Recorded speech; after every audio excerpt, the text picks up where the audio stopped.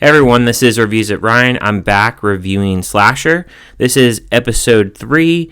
I did do episode 1 and 2. I'll go ahead and leave a link in the description if you're interested in checking out my audio review for that. So here in SlasherRipper episode 3, we have a lot going on here, mainly with the widow really showing his or her dominance here. Again, the widow is leaving these poems / riddles, whatever you want to call them, and definitely messing with everybody in the town. A lot of people are very much on edge in the town. And in this one, it goes more so in the flashbacks that happened 12 years ago. Garvey is very much on edge, and he thinks certain people are really involved with something that happened 12 years ago involving Margaret's character. If you don't know who Margaret is, she was a lady of the night who was brutally disemboweled in a Jack Ripper style kind of way. And this happened back 12 years ago. So we get to hear that backstory of Margaret. And also in this, there are definitely some more brutal kills. And the episode does end on another cliffhanger, of course, which is to be expected. So it is following the same format in how the episode actually opens and actually how the episode ends as well. Now, I do have a person of interest that I think is the person that is doing this. It's just kind of a hunch, I guess, but I do think that the person that is doing this is Salome. I think that's how you pronounce her name.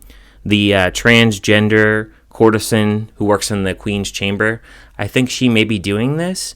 Mainly because I think that she would be the one to be kind of unexpected, but I think that she has that strength to actually pull off these murders. We'll see later on in the season, as we have, I believe, 5 episodes left, but it's going to be very interesting to see how this actually plays out. I do think that the episode should be a little bit longer. It was only 43 minutes. I think that some of the characters could be fleshed out a little bit more, and I can understand some characters. Maybe some people really would like to learn a little bit more, including myself. The widow is definitely becoming more violent and more unhinged, and I would say a little bit more unpredictable, as a lot of the killings have been kind of out in like dark alleyways, and the widow this time is going after some of the characters in a little bit more, I would say, public kind of places. But it's a little bit different, I would say, than the first couple episodes. However, the kills are getting more brutal, and definitely you can see that the widow is really zoning in on these different people and being very meticulous on who he or she is trying to kill. And I really like watching the characters kind of squirm as to who they think is going to be next and who they think is actually this killer. I think that's the most interesting about this series so far. And I like that it's a pretty decent mystery. Although I will say that one thing that I have noticed about this show is the time period.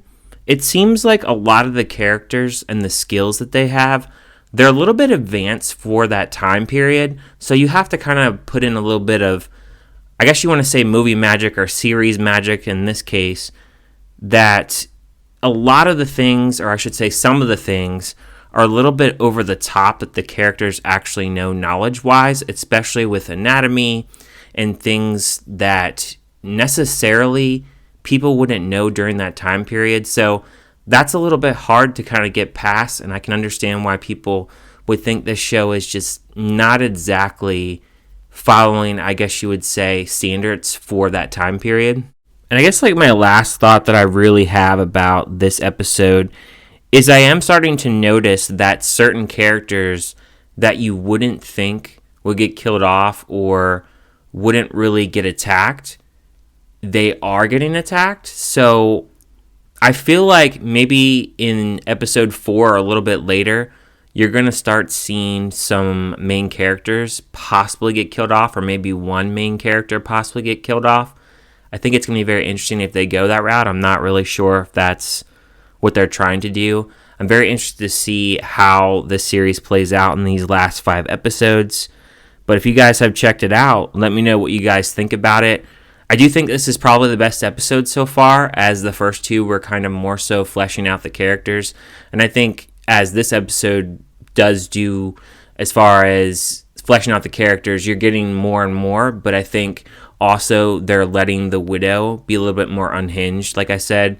And I also think that we're getting a little bit more kills, and it definitely is getting a little bit more brutal as time goes along. So I think so far this is probably the best episode. So I hope we have more of this to come. Let me know in the comments what you guys think about this episode. Thank you guys for listening to this audio review, and I will see you guys on the next episode of Slasher Ripper.